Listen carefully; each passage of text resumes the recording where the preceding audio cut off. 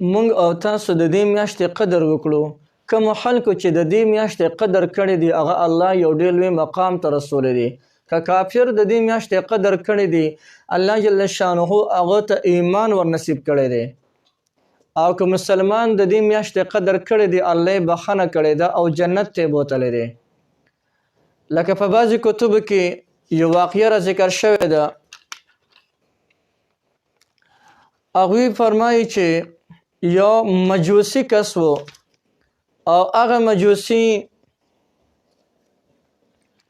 یو ځل خپل زوی په رمضان مبارک کې ولیدو چې هغه زوی دی او هغه د مسلمانانو په وړاندې خوراک کوي. مجوسی کافر وي ښه، هغه د مسلمانانو په وړاندې خوراک کوي او د مسلمانانو روژه ده. د مجوسی ورغلو د خپل زوی نه یوه سپېړه وویسته او لږ شیان ورټلو او هغو ته دا خبره وکړه چې آیا تا ته پته نشته چې دا د مسلمانانو دا تعظیم والا میاشت ده، دا د مسلمانانو د روژې نیولو میاشت ده، په دې کې مسلمانان خورا څښاک نه ځان بندوي او ته ورځې د هغوی په وړاندې خورا څښاک کې، اگر چې کافر دی خو لیکن دومره قدر یې د رمضان وکړلو. بس په دغه جمعې باندې دغه مجوسی مړ شلو. دا خبره وکړه خپل زوی ته او په دغه جمعې باندې دغه مجوسی مړ شلو.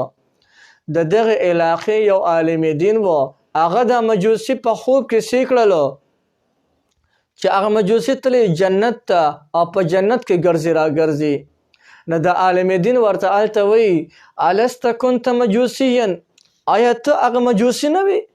هغه زموږ محلې کې اوسېدلی، ته هغه یو مجوسی نه وي؟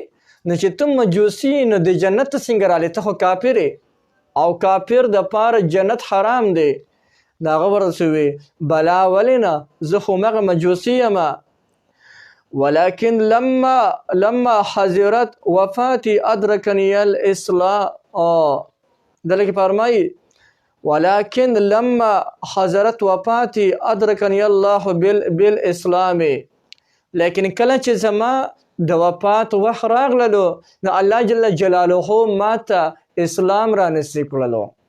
د ایمان دولت الله جل جلاله مال را کړلو او د ایمان د دولت یې څنګه را کړلو چې ما د رمضان د میاشتې احترام وکړلو.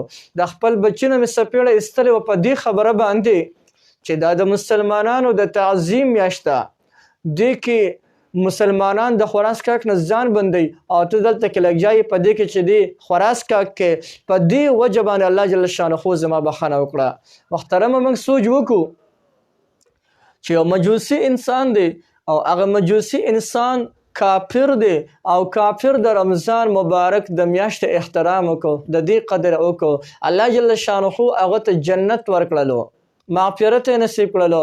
اوس که چېرته یو مؤمن مسلمان وي او د دې میاشتې لحاظ ساتي، د دې میاشتې کې د هغې قدر کوي او په دې میاشته کې هغه کس لکه مثلا یو کس دی آقا دی یا یو کس دی مشر دی یا یو کس خان دی او په خپل مزدور نه د خپل غلام نه بوج له شان دی کم کړل یو کس، یا یو کس دی او هغه دکانداری کوي او دی هر یو څیز په صحیح ریټ باندې په صحیح نرخ باندې خرڅوي، نو محترمو دې ته وایي د رمضان مبارک قدر.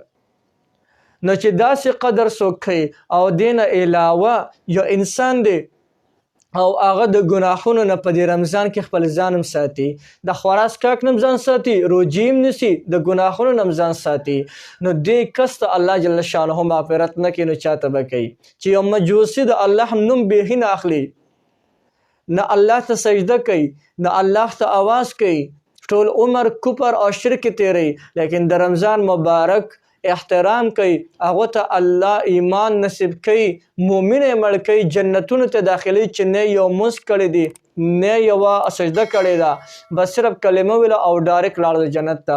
اوس که مؤمن مسلمان د دې رمضان مبارک د میاشتې احترام کوي، وایا الله به ورته مغفرت نه کوي؟ ولې به ورته نه کوي؟